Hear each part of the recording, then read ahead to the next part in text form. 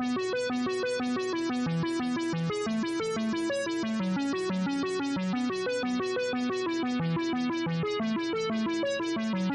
Students, exam special जेपीआईसी में आपका स्वागत है। स्टूडेंट्स, आई होप कि आप अच्छे होंगे, स्वस्थ होंगे और एग्ज़ाम की तैयारी कर रहे होंगे। स्टूडेंट्स, जैसा कि आप जानते हैं कि हम लोग निरंतर चैप्टर जो फर्स्ट है हमें से आने वाले लगभग 2012 से 12, 13, 14, 15 मतलब उसके बाद से अनसॉल्व्ड पेपर को या जो भी इम्पोर्टेंट क्वेश्चन हैं आने की संभावना अधिक है, उनको हम लोग पढ़ रहे हैं। आज के इस वीडियो में, जो कि 5वां वीडियो है, आप 4 वीडियो को ऑलरेडी देख चुके हैं और उनमें दिए गए जो महत्वपूर्ण प्रश्न हैं उनको आप लगभग तैयार कर चुके होंगे, ऐसा मैं आशा करता हूं।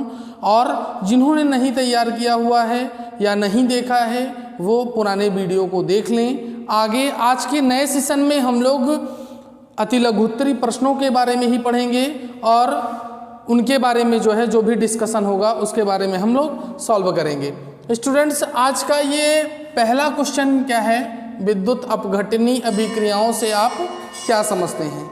विद्युत अपघटनीय अभिक्रियाएं क्या होती हैं, वो किस प्रकार से संपन्न होती है, उनके बारे में अगर हम चर्चा करें तो जो विद्युत अपघटनीय अभिक्रियाएं होती हैं उनको हम कह सकते हैं कि वे अपघटनीय अभिक्रियाएं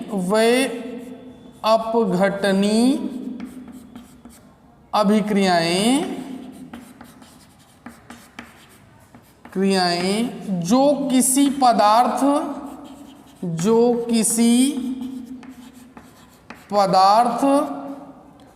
के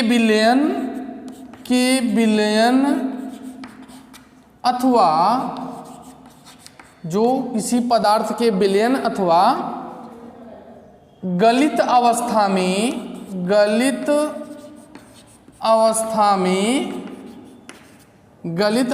में विद्युत गुजारने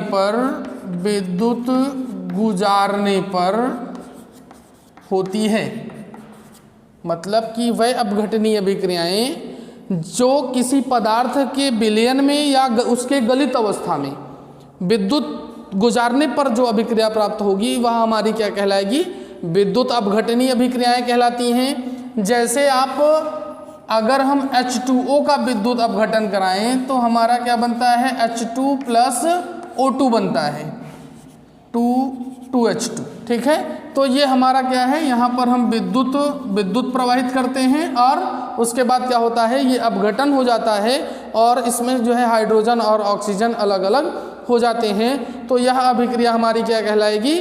विद्युत अपघटनीय अभिक्रिया कहलाएगी। नेक्स्ट क्वेश्चन हमारा है, अपचायक पदार्थ से आप क्या समझते हैं? वह पदार्थ, अपचायक पदार्थ में हम कह सकते हैं कि वह पदार्थ जो स्वयं ऑक्सीकृत होकर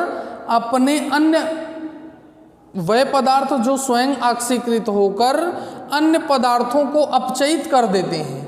वह पदार्थ जो स्वयं ऑक्सीकृत होकर अन्य पदार्थ को अपचयित कर देते हैं अपचायक पदार्थ कहलाते हैं। वह पदार्थ जो स्वयं ऑक्सीकृत होकर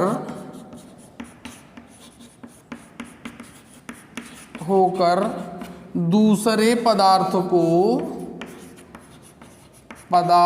को अपचयित कर देते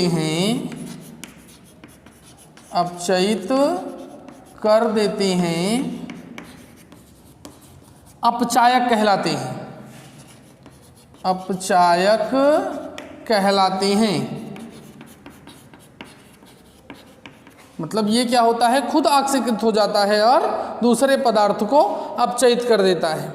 नेक्स्ट क्वेश्चन है हमारा, ऊष्माक्षेपी अभिक्रिया से क्या अभिप्राय है? उदाहरण दीजिए। ऊष्माक्षेपी अभिक्रियाएं क्या होती हैं, इसके बारे में अगर हम बात करें तो वह अभिक्रियाएं जिनमें उत्पाद के साथ साथ ऊष्मा का उत्सर्जन होता है, मतलब ऊष्मा निकलती है, ऊष्माक्षेपी अभिक्रियाएं कहलाती हैं। वह अभिक्रियाएं जिनमें उत्पाद बनने के साथ साथ ऊष्मा निकलती है ऊष्माक्षेपी अभिक्रियाएं कहलाती हैं। वह अभिक्रियाएं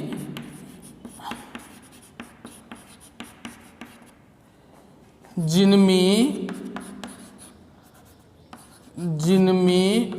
उत्पाद बनने के साथ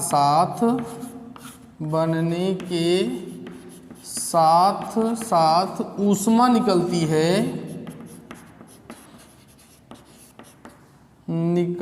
है ऊष्माक्षेपी अभिक्रियाएं कहलाती हैं।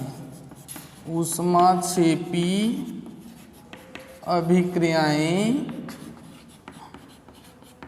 कहलाती हैं।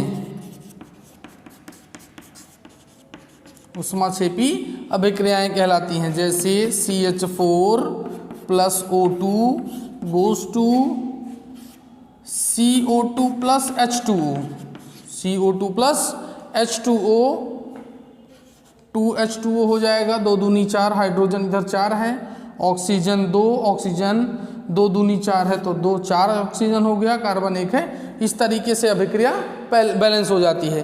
जब हम मीथेन को वायु की उपस्थिति में क्या करते हैं, जलाते हैं, तो कार्बन डाइऑक्साइड और जल बनता है और इसमें क्या होती है, ऊष्मा निकलती है। तो यह अभिक्रिया हमारी क्या हो जाएगी, ऊष्माक्षेपी अभिक्रिया हो जाएगी, मतलब जिसमें ऊष्मा बाहर निकले।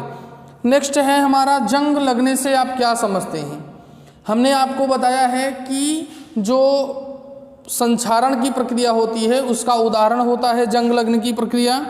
स्टूडेंट्स, जब लोहे की वस्तु को हम लंबे समय तक वायु एवं आर्द्रता की उपस्थिति में रखते हैं तो उस पर एक ब्राउन कलर की, भूरे रंग की परत जम जाती है, जिसको हम क्या कहते हैं, जंग कहते हैं। लोहे की वस्तु पर भूरे रंग की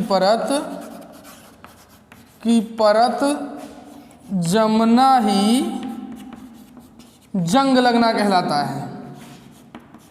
जंग लगना कहलाता है।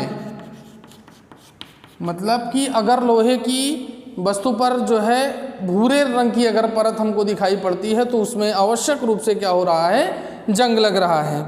नेक्स्ट है हमारा विरंजक चूर्ण की तनु HCl से क्रिया होती है तब क्या होता है।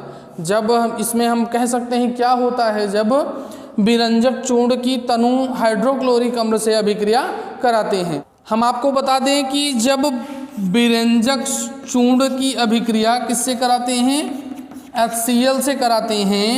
यह है हमारा तनु HCl से, तो यहाँ पर क्लोरीन मुख्य उत्पाद के रूप में बनता है, कैल्शियम क्लोराइड बनता है और कुछ जल के अणु बाहर निकलते हैं।